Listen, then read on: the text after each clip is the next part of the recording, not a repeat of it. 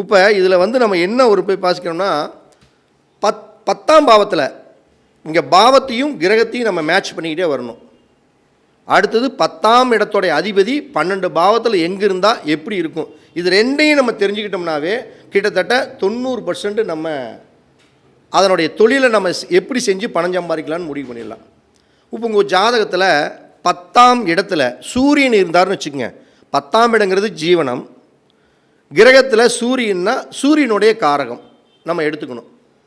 அப்போ நீங்கள் சூரியனுடைய தொழில் என்ன மாதிரி தொழில் இருக்குதோ அதைத்தான் செய்யணும். 10ஆம் இடத்துல சூரியன் இருந்துன்னா தன் தந்தை எந்த தொழிலை செஞ்சாரோ அந்த தொழிலை செஞ்சாங்கன்னா சக்ஸஸாக இருக்கும். ஒன்று. சூரியன்னா அரசாங்கம், அரசு சம்பந்தப்பட்ட துறை, இந்த மாதிரி சம்மந்தப்பட்ட தொழிலை செஞ்சாங்கன்னா அவங்க அதன் மூலம் வளர்ச்சி அப்படிங்கிறது அடையும்.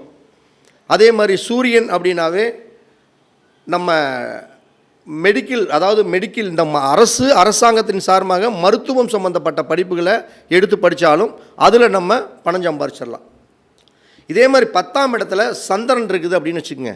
நீங்கள் 10ஆம் இடத்துல சந்திரன் இருந்தாவே முதல்ல தொழில் வந்து ஒரு நிலையாக இருக்காது, அங்கேயும் இங்கேயும் அலைஞ்சிக்கிட்டே தான் இருக்க சூழ்நிலை. அப்போ சந்திரன் என்பது நிலையான கிரகம் இல்லையில்ல. அப்போ தொழிலில் அங்கேயும் இங்கேயும் அலைஞ்சிக்கிட்டு இருக்கக்கூடிய சூழ்நிலையில் கொடுத்துரும். அது இல்லாமல் நீர்நிலை சார்ந்த தொழில்களை எதை வேணுமாலும் எடுத்து செஞ்சாங்கன்னா அது அவங்களுக்கு பலம் பெறும்.